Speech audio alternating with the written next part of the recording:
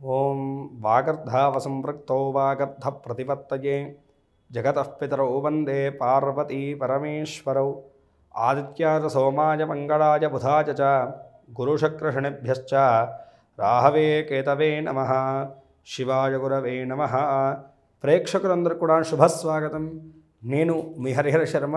Doctor Sachin Raj అత్యాధునిక world class physiotherapy treatment తో అన్ని రకాల నొప్పులకు శాశ్వత పరిష్కారం. ప్రతి మాసం కూడాను ప్రతి నెలలో కూడాను రాశి ఫలితాలు మనం తెలుసుకుంటూ ఉన్నాము.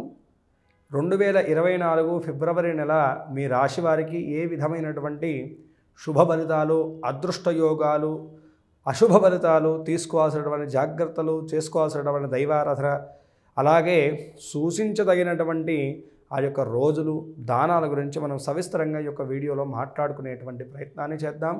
ముందుగా ఈ యొక్క నెలలో ఉన్నటువంటి గ్రహస్థితిని మనం గమనించుకుంటే కనుకను మేషంలో గురుగ్రహ సంచారము, కన్యయందు కేతుగ్రహ సంచారము, తులారాశి యందు చంద్రగ్రహ సంచారము, ధనస్సు యందు శుక్ర కుజగ్రహ సంచారములు, మకర రాశి యందు రవి బుధుల యొక్క సంచారము, కుంభరాశి యందు శనిగ్రహ సంచారము, మీనరాశిలో రాహుగ్రహ సంచారం.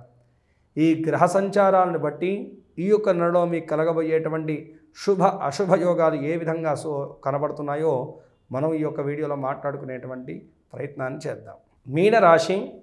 మీనరాశి వారికి యొక్క ఫిబ్రవరి నెల 2024 జాతక ఫలితాలను మనం గమనించుకుంటే కనుకను జరిగినటువంటి గ్రహస్థితుల రీత్యాను మునపటి కన్నాను కొంత మేరకు ఉపశమనమైనటువంటి కాలమైతే కనుక గమనిస్తవచ్చు. మనము ప్రధానంగా ఈ యొక్క సమయంలో ఏంటంటే కనుక వృత్తిపరంగా గమనించుకుంటే కనుక మీనరాశి వారికి మునపటి కన్నాను కొంత మేరకు ఒత్తిడి తగ్గుతుంది. కానీ ఈ యొక్క సమయంలో మీరు తీసుకోవాల్సినటువంటి జాగ్రత్త ఏంటంటే కనుకను అనవసరంగా తొందరపాటు నిర్ణయాలు తీసుకోవడం, అనవసరమైనటువంటి షూరిటీలకు మీరు షూరిటీలు ఇవ్వడం కానీ, లేకపోతే అవతల వారిని నమ్మి ఎక్కువ మొత్తాదులో డబ్బును వెచ్చించడం కానీ చేయడం అనేటువంటిది అంత మంచిది కాదు.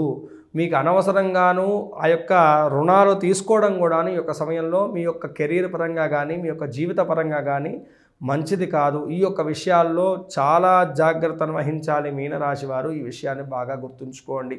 ఏదో చిన్న అవకాశం వచ్చింది, దాన్ని సద్వినియోగపరచుకునేటువంటి మార్గాన్ని వెతకాలే తప్ప అనవసరంగా 10 మార్గాలు వెతుక్కునేసి అనవసరమైనటువంటి నష్టాలకు మీరు చవి చూడాల్సినటువంటి పరిస్థితి కనుక ఈ యొక్క సమయంలో సుస్పష్టంగా కనబడుతుంది. కాబట్టి మీనరాశి వారు తగు జాగ్రత్తలు తీసుకోవాలి.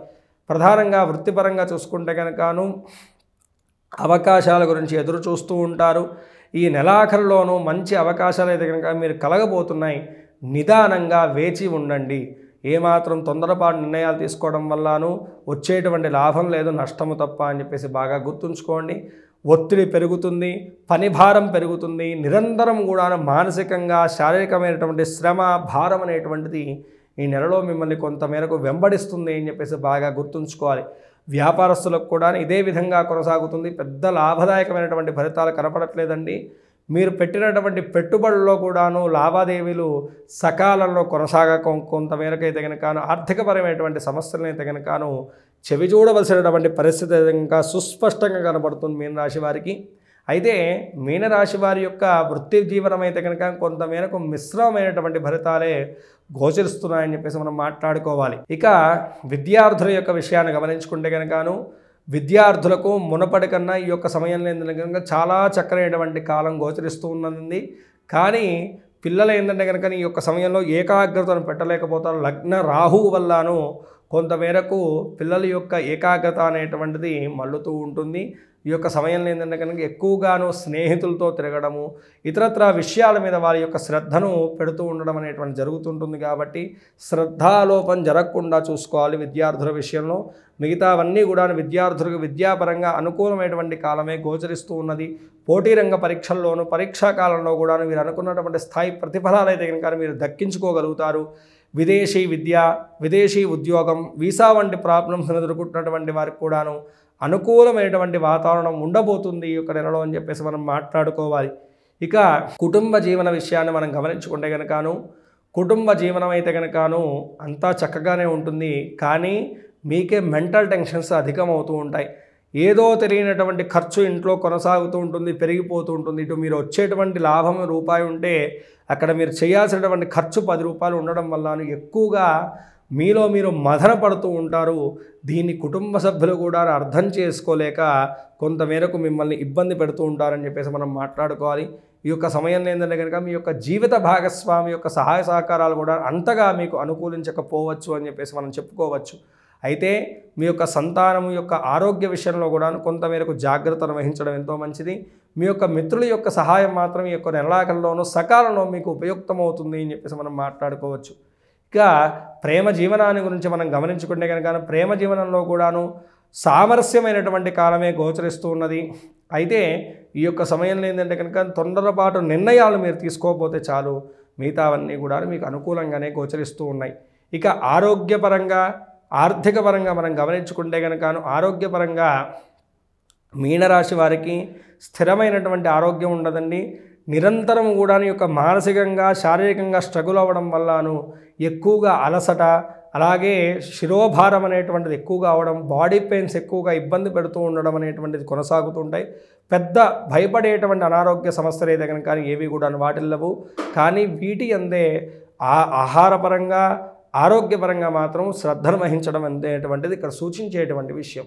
ఇక ఆర్థిక పరంగా చూసుకుంటే కనుక మీనరాశి గారు గత కొన్ని రోజులుగా కొన్ని నెలలుగా ఇబ్బంది పడుతున్నారు. ఆర్థిక పరంగా ఎటువంటి సహాయం లభించగా ఈ యొక్క నెలలో మాత్రము మీ యొక్క మిత్రుల సహాయం వల్లను కొంతమేరకు ఊరట కలిగించేటువంటి వార్తను అయితే కనుక వింటారు. ఇందాక మనం చెప్పాం కదా, అనవసరంగాను తొందరపాటు నిర్ణయాలు తీసుకుని ఏదో మనకి ఆర్థిక సాయం లభించాలి కదా అని చెప్పేసి అనవసరమైనటువంటి షూరిటీలు ఇవ్వడం కానీ, లేకపోతే అనవసరమైనటువంటి చోట్ల అప్పులు చేయడం కానీ చేయకుండా ఉంటే కనుకను ఆర్థిక పరంగా కూడాను కొంతమేరకు ఊరట లభించేటువంటి కాలంగా ఈ యొక్క కాలాన్ని అయితే కనుక మీనరాశి వారికి చెప్పుకోవచ్చు.